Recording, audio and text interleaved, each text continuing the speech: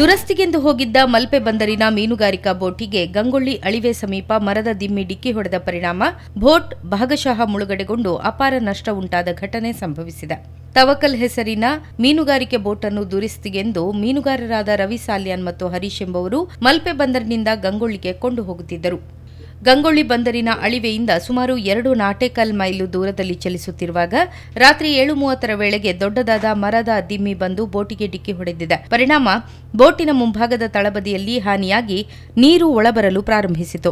ನೀರಿನ ಒಳಹರಿವು ಹೆಚ್ಚಾಗಿ ಬೋಟ್ ಮುಳುಗುವ ಸಂಭವ ಇರುವುದನ್ನು ಗಮನಿಸಿದ ಬೋಟಿನ ತಾಂಡೇಲ ರವಿ ಸಾಲ್ಯಾನ್ ಬೇರೆ ಬೋಟ್ಗೆ ಮಾಹಿತಿ ನೀಡಿದರು. ಜಲರಾಣಿ ಬೋಟ್ನವರು ಮುಳುಗಡೆಗೊಳ್ಳುತ್ತಿದ್ದ ಬೋಟ್ನಲ್ಲಿದ್ದ ರವಿ ಸಾಲ್ಯಾನ್ ಮತ್ತು ಹರೀಶ್ ಅವರನ್ನ ರಕ್ಷಣೆ ಮಾಡಿ ಬೋಟ್ ಅನ್ನು ತಮ್ಮ ಬೋಟಿಗೆ ಹಗ್ಗ ಕಟ್ಟಿ ಗಂಗೊಳ್ಳಿಗೆ ಎಳೆದು ತಂದಿದ್ದಾರೆ. ಬೋಟ್ ಹಾನಿಗೊಂಡಿದ್ದು ಸುಮಾರು 65 ಲಕ್ಷ ರೂಪಾಯಿ ನಷ್ಟ ಉಂಟಾಗಿದೆ ಎಂದು ಅಂದಾಜಿಸಲಾಗಿದೆ.